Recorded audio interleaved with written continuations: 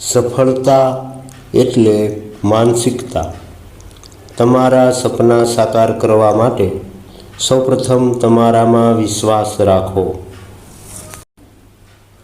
નિષ્ફળતાને હાર ન માનો, તે ફક્ત એક પાઠ છે. રોજ નાના નાના કદમ મોટા સપના તરફ દોરી જાય છે. સખત મહેનત અને ધીરજ એ સફળતાની ખરી ચાવી છે. જે લોકો વચ્ચેથી હાર માનતા નથી, ફક્ત તે જ પોતાના લક્ષ્ય સ્થાન સુધી પહોંચી શકે છે. સફળતા એક દિવસમાં મળતી નથી. રોજની મહેનત તમને એક દિવસ સફળતા સુધી જરૂર લઈ જાય છે.